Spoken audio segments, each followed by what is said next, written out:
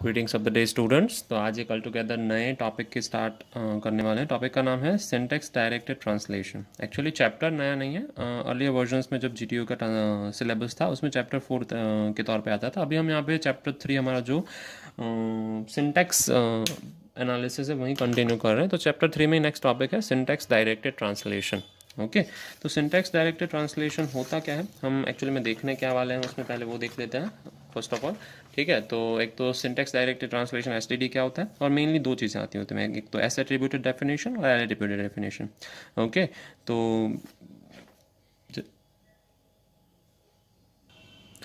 जिसको हम synthesized synthesized attribute and we are no L attribute is known as inherited attribute.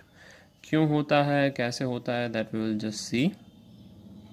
Fine, तो इन दोनों के बारे में पढ़ने वाले वन बाय वन। ठीक है, तो मूविंग फॉरवर्ड देखते हैं एस डी टी क्या होता है। दो चीज़ें हैं, S D T syntax directed translation, और एस डी टी किसके ऊपर से बनता है, एस डी डी के ऊपर से, सिंटेक्स डायरेक्टेड डेफिनेशन। ओके, तो एस डी टी होता क्यों है सिंटेक्स डायरेक्टेड ट्रांसलेशन, जो हम किसके यूज से करते हैं, एस डी डी दोनों यहाँ पे लिख देता हूँ।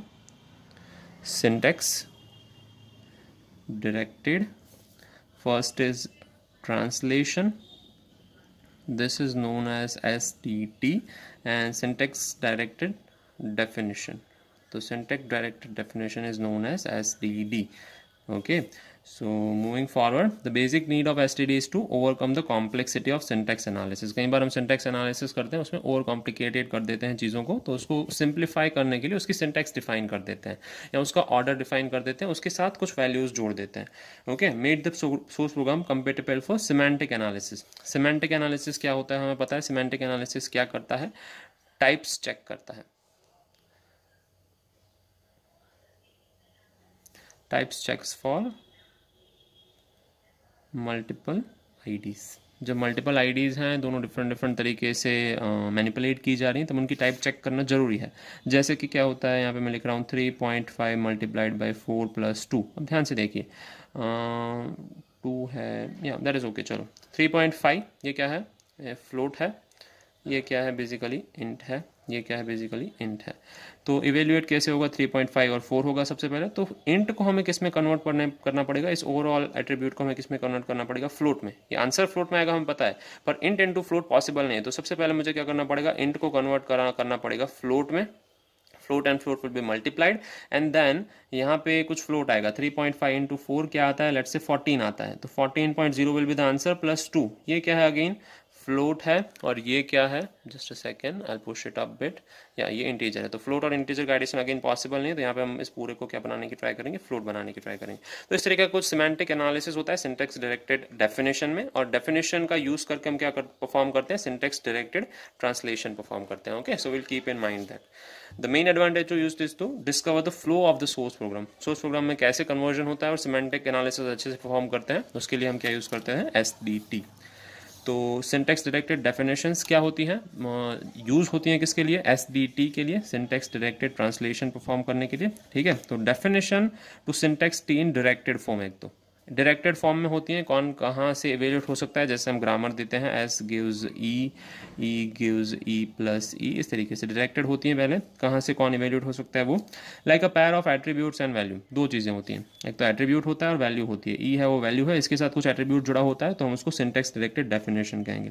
Attributes can be string, number, type, memory location और एनीथिंग एल्स। ठीक है, इसका एक एग्जांपल देखेंगे, आपको समझ में आ जाएगा इसमें क्यों दो चीज़ें जुड़ी होती हैं, attribute and value. Kind of abstract specification. Abstract specification मतलब हम डिटेल स्पेसिफिकेशन में लिखते हैं, इसको प्रोग्राम कर सकें, समझा सकें, इस तरीके के एब्स्ट्रैक्ट स्पेसिफिकेशन में लिखते हैं। ओके, तो यहाँ पे देखिए SDD बनता कैसे है। तो सबसे पहले हम इनपुट स्ट्रिंग देते हैं, कोई भी कंपाइल होता है, इनपुट स्ट्रिंग पे से हम सिंटैक्स ट्री बनाते हैं। अगर हम सिंटैक्स एनालिसिस की बात कर रहे हैं तो सिंटैक्स ट्री का डिपेंडेंसी ग्राफ बनता है कि कौन चीज़ें किस पे डिपेंडेंट है, जैसे कि E gives E1 plus E2, इस तरीके का है। ठीक है, तो इसका डिपेंडेंसी ग्राफ कुछ ऐसा बनेगा, this is E is evaluated, E is deriving three things, one is E1, second is plus and third is E2। अभी E1 और E2 का फर्दर इवेल्युएशन हो सकता है। ठीक है, तो E1 है, नीचे वाली चीज़ें वो E1 पे डिपेंडेंट है, E1 किस पे डिपेंडेंट है, E पे डिपेंडेंट है, प्लस पे, और E2 ये सारी चीज़ें E पे डिपेंडेंट है। इस तरीके से जो नोड्स होते हैं, लीव्स होते हैं, वो नोड्स पे डिपेंडेंट होते हैं। ठीक है, तो इनपुट स्ट्रिंग में से सिंटैक्स ट्री में से डिपेंडेंसी ग्राफ, और डिपेंडेंसी ग्राफ को कैसे एवेल्यूएट करें, वो एवेल्यूएशन ऑर्डर के सिमेंटिक रूल्स बनते हैं। जैसे कि हमें यहाँ पे लिखा हुआ है E gives E1 प्लस और E2, तो अगर हमें यहाँ पे सिमेंटिक रूल लिखे होते कि E1 plus integer plus E2 plus integer तो ही पॉसिबल है। ठीक है, तो हमें क्या करना पड़ता, अगर E1 E2 का जो टाइप है डॉट इंटीजर वाला मैच नहीं हो रहा होता तो हम उसको चेंज कर देते। ठीक है, तो this is known as semantic rules के हिसाब से इवेल्युएशन करना। सो इनपुट स्ट्रिंग के सिंटेक्स ट्री बनता है, सिंटेक्स ट्री से डिपेंडेंसी ग्राफ बनता है, कौन किस पे डिपेंडेंट है, और लास्ट में उसके सिमेंटिक रूल्स डिफाइन किए जाते हैं। ठीक है, so this is about syntax directed definitions. आगे बढ़ते हैं। Implementation is real time, does not follow all this step given in the diagram. Maybe हम कुछ स्टेप्स स्किप कर सकते हैं, जैसे डिपेंडेंसी ग्राफ बहुत इजी है तो you can skip the dependency graph thing. अगर आप में ये एट्रीब्यूट वैल्यूज नहीं दी गई हैं या प्रॉपर्टीज नहीं दी गई, you can just semantic rules वाला स्टेप आप स्किप कर सकते हैं, क्योंकि अब तक हमारे पास एट्रीब्यूट डेफिनेशंस नहीं थी, तो अब तक सिर्फ क्या कर रहे थे, इसका डिपेंडेंसी ग्राफ ही क्रिएट करते जा रहे थे, जो हमें आगे सिंटेक्स एनालिसिस में जो टेबल्स क्रिएट कर रहे थे, LR टेबल, SLR टेबल। ठीक है, तो they are all are not necessary in a single pass implementation. Semantic rules can be evaluated during the parsing without explicitly constructing a parse tree.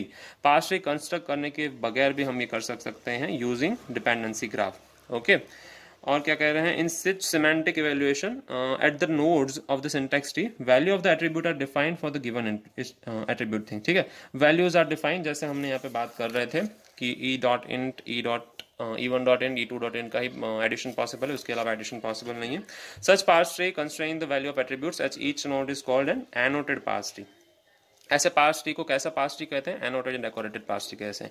ये examples पूछे जाते हैं GTU में भी कि आप construct an annotated parse tree और construct an decorated parse tree, that we are gonna see in our upcoming examples. Okay, so syntax directed definition में कौन कौन इंक्लूड होता है। सिंटेक्स डायरेक्टेड डेफिनेशन जो हम लिखते हैं वो दो तरीके की होती है। ठीक है, एक तो सिंथेसाइज्ड एट्रीब्यूट होती है, इसको S डेफिनेशंस भी कहते हैं, और inherited attribute L definitions. S attributed definition, my mistake, so I'll just change a bit. S attributed definition, यहाँ पे लिखेंगे L attributed definitions.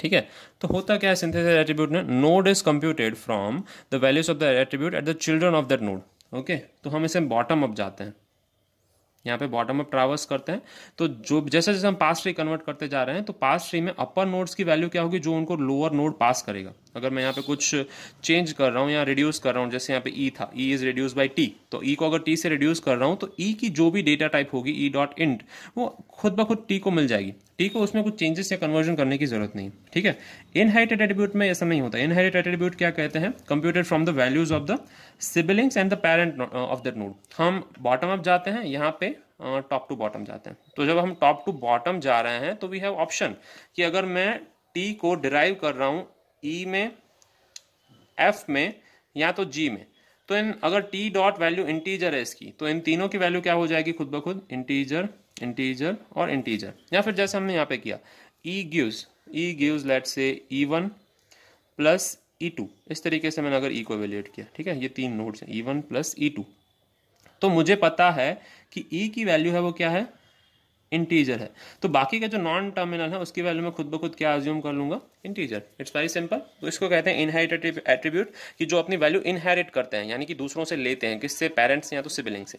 जब हम bottom up top to bottom जा रहे हैं, बॉटम अप जा रहे हैं, तब बॉटम वाले वैल्यू है वो डायरेक्टली कहाँ पास कर देते हैं, ऊपर, उनके पास कोई ऑप्शन बचता नहीं है। Fine, so will take care of this. There are two kind of attributes, synthesized यानी कि L attribute, S attribute definition, और इनहेरिटेड एट्रीब्यूट को हम क्या कहते हैं, L attribute definition. Fine, so we are gonna keep it to this only.